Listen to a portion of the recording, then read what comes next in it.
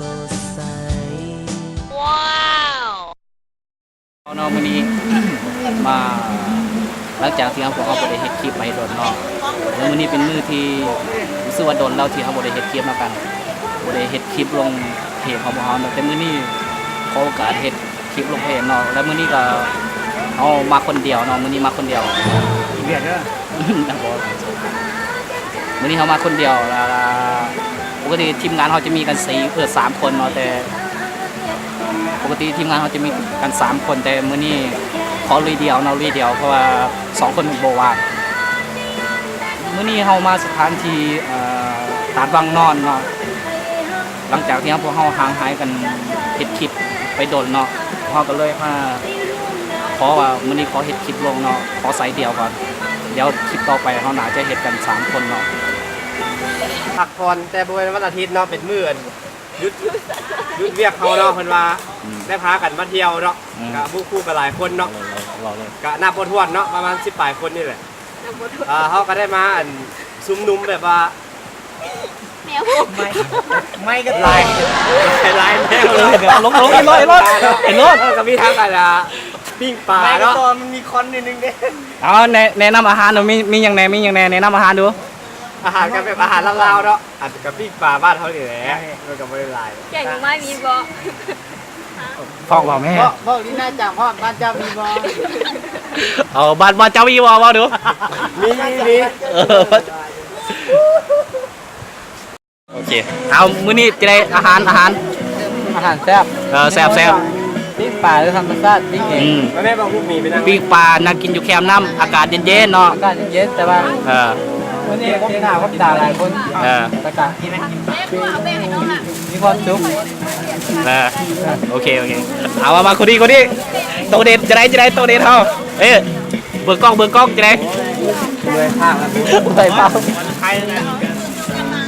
รไปหาบางคนพยายามเอาหลานนี่ด้วยว่าเบิ้งอยู่เอาตามเอาซดเบรกแตกเฮ้ยครับว่าเบรกแตกเข้าไปอ่ะซด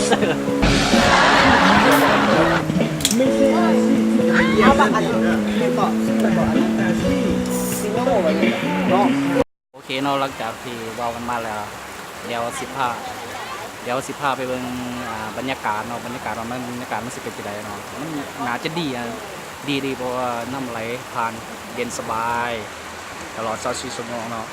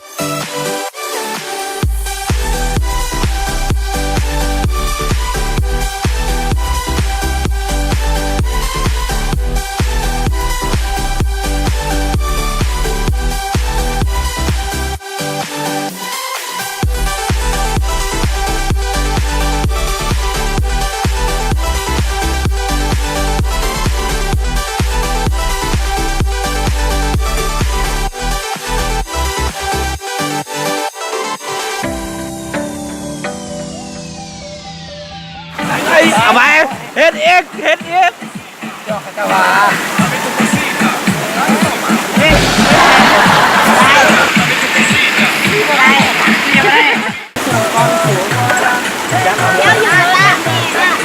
สาว แป๊บ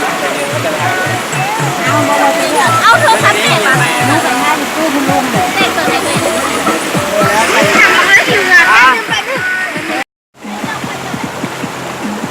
เนาะเดี๋ยวจะได้เมื่อวานบอกมื้อนี้ โอ้ม้วนหลายเนาะมื้อนี้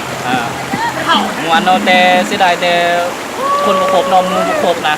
คันหมู่ครบแล้วน่าจะโอเคม่วนกว่านี้ แต่ว่าก็จะได้ก็อยากโอกาสหน้าหวังว่าโอกาสหน้าพวกเฮาสิส่วนหมู่มาให้มันครบทีมเลยเนาะปกติแล้วหมู่เฮาจะหลายกว่านี้แต่มื้อนี้มาซ้ำนี่ก็โอเคแล้วมีหยังเราสิฝากดู ว้ายก็พากันมาเล่นน้ำกันเด้อมื้อหน้าม้วนหลาย หมู่ครูทุกคนเนาะ โมโหทุกคน เออ มาเล่น มาเล่น เทื่อนึงม้วนหลาย โดนตัวหนึงมันอาจจะบ่วือหวาบ่เพอร์เฟกต์เนาะแต่เพราะว่าสร้างโลกด้วยความเต็มใจเนาะเต็มใจเฮ็ดแล้วก็พวกเราก็สิพยายามเฮ็ดคลิปออกมาเนาะแต่ว่าช่วงนี้ก็โดนแล้วบ่ได้เฮ็ดเอาเลยเนาะตอนนี้ก็ฮอนเวลากลับบ้านแล้วกลับบ้านแล้วพวกเขาสิพากันไปไสก็พาติดตามเบิ่งเนาะคลิปหน้าพวกเขาสิไปไสก็อย่าลืมติดตามเบิ่งเด้อโอเคบ๊ายบายครับตอน